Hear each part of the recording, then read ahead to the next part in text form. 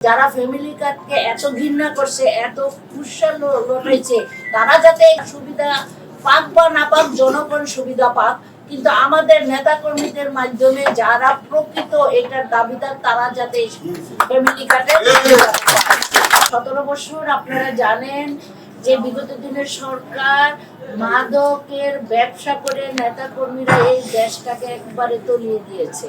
এর থেকে আমাদের আইন পাশ হয়েছে, ইতিমধ্যে আমি বলেছি, আপনারা আমরা সবাই সকলের সহযোগিতা করি, এর থেকে বেরিয়ে আসতে হবে। 17 বছর আমাদের নেতা কর্মীরা ঘরে থাকতে পারে নাই, মামলা হামলার শিকার হয়েছে, তারা জেল জুলুম হয়েছে, পরিবার কি জিনিস তারা পায় নাই, তাদের ভাগ স্বাধীনতা ছিল না। তো আমি আশা করব তারা আমাদের যে বর্তমান সরকার যে পরিকল্পনা করেছে দেশ গড়ার, সেই দেশ গড়ার কাজের মধ্যে আপনারা যেখানে যাকে প্রয়োজন হয় ওদেরকে কাজ করার সুযোগ করে দিবেন।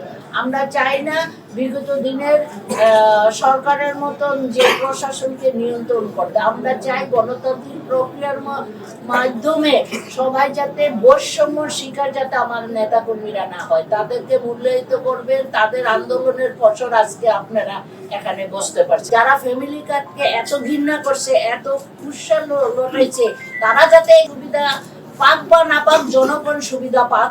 কিন্তু আমাদের নেতা কর্মীদের মাধ্যমে যারা প্রকৃত এটার দাবিদার, তারা যাতে ফ্যামিলি কার্ডে আমাদের ছাত্রদল, যুবদল, স্বেচ্ছাসেবক দল, তাদের মাধ্যমে এইটার যে সুপারভাইজার, তারপর হলো তথ্য সংগ্রহকারী, তাদের যোগ্যতার ভিত্তিতে আপনারা নিবেন। যাদের যোগ্যতা নাই তাদেরকে আমি নিতে বলবো না, যাদের যোগ্যতা আছে তাদেরকে আপনারা নিয়োগ দিবেন।